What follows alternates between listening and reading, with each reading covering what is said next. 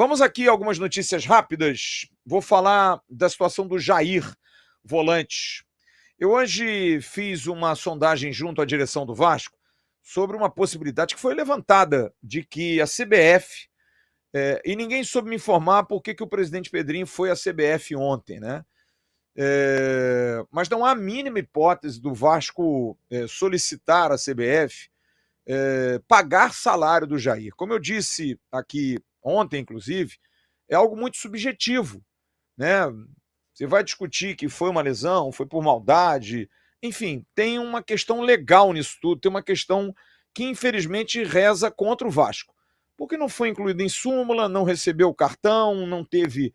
Pode ser feita uma denúncia, como eu falei, ainda não acho que o Vasco vá fazer, mas a Procuradoria pode até sugerir uma denúncia contra o Aderlan, pelo caso também, mas pagamento de salário não vai rolar. O Vasco, inclusive, o Admar já informou isso na terça-feira, quando fez aí o anúncio na coletiva de Cuesta e Matheus França, de que o Vasco vai renovar o contrato do Jair.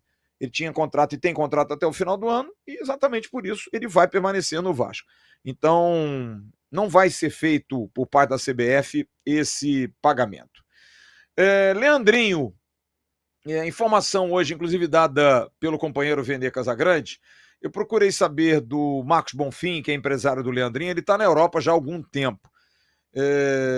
O Marcos Bonfim não quis me confirmar muito, mas há sim uma informação de que o Clube Bruges, da Bélgica, tem interesse na compra do jogador. Ele foi para o Shabab, jogou bem no Shabab, mas não houve por parte do Shabab a condição de comprá-lo.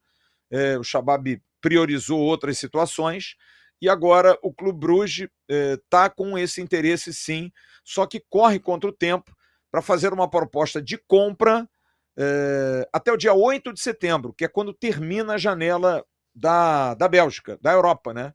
Então ele tem essa, em alguns países, não são todos, mas da Bélgica especificamente, até o dia 8 para fazer essa contratação. Seria mais um dinheiro, e acho que o Vasco não se oporia a vender o Leandrinho. Bom lembrar que o Leandrinho foi usado, inclusive, a ida dele para o Shabab como parte da compra do Paulinho, que agora o Vasco está em dúvida se renova ou não pelo momento dele. O Leandrinho, ele é um jogador que vai jogar o Mundial, provavelmente agora no mês de outubro com a seleção sub-20. Será que não vale esperar valorização ou não? Mas, de qualquer forma, se pintar a proposta, o Vasco vai avaliar, mas não acharia muito difícil que o Vasco vendesse. É até o dia 8, é até segunda-feira, tem que resolver, tem que fazer isso amanhã, final de semana, segunda-feira, com urgência, para saber se o Leandrinho vai agora ou não vai. Ontem me perguntaram sobre a questão de Ramon Dias. Lembra que me perguntaram? Foi até o Igor que levantou isso aqui. Hoje eu procurei saber do departamento jurídico do Vasco e recebi uma informação exatamente aquela que eu dei ontem. O Vasco entrou com um recurso. O Ramon Dias ganhou na FIFA o direito a receber quase 30 milhões, mas o Vasco recursou com um pedido de revisão do caso. E está rolando. Está rolando. O Vasco não aceitou a punição, e essa punição pode até ser revertida. Difícil que o Vasco não deixe de pagar alguma coisa, mas provavelmente se tiver que pagar, o seu Ramon Dias vai entrar aí na RJ, vai demorar um pouquinho para receber, mas o Vasco sim, recursou, o Vasco correu atrás para tentar de alguma forma amenizar essa porrada que tomaria, então o Ramon Dias ele ainda não vai receber. E uma outra informação que ontem eu dei e hoje confirmei, realmente, a torcida do Vasco vai ter apenas o setor sul. A partir de segunda-feira, vendas do setor sul. A gente tem aí até uma artezinha improvisada em cima do próprio estádio que foi colocado pelo plano de sócios do Botafogo. O Botafogo já tem aí, até ontem, 20 mil ingressos vendidos. Eles vão ficar com a Norte, Leste Superior e Oeste Inferior. E o Vasco vai ficar com o setor Sul. É o único que geralmente é determinado para visitantes. Ali cabem 4.500 torcedores, que é o que deve estar à disposição do Vasco.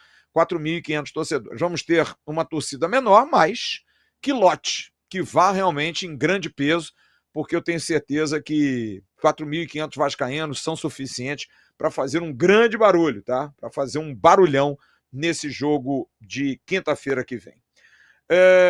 Uma novidade que tem sido muito utilizada pelo técnico Fernando Diniz é o uso dos meninos nos treinos.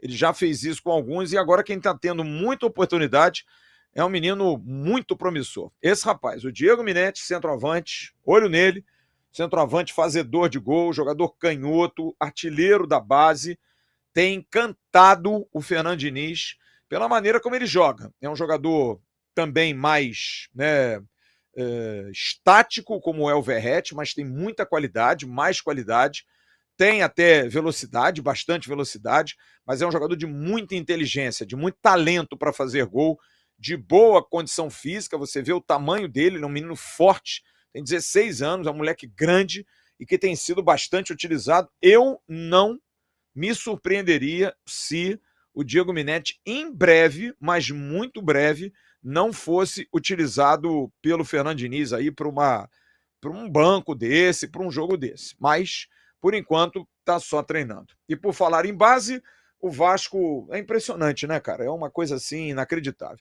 Mais uma final do Vasco da Copa Amizade Brasil-Japão, que está sendo realizada no CFZ, o Centro de Futebol Zico.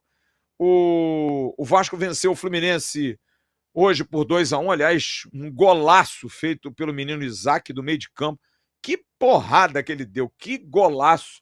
O Vasco venceu o Fluminense e vai à final com o Flamengo amanhã, às 10 horas da manhã, no CFZ, programaço, tá? Mora ali perto, se puder ir. Enfim, o Vasco que vence o Fluminense e amanhã vai partir para cima do Flamengo para mais uma vez vencê-los. Tomara. Gostou desse corte? Então se liga nesses aqui que eu tenho certeza que você também vai se amarrar. Agora se inscreve aqui no canal AV+, que é o canal oficial de cortes da plataforma Atenção Vascaínos.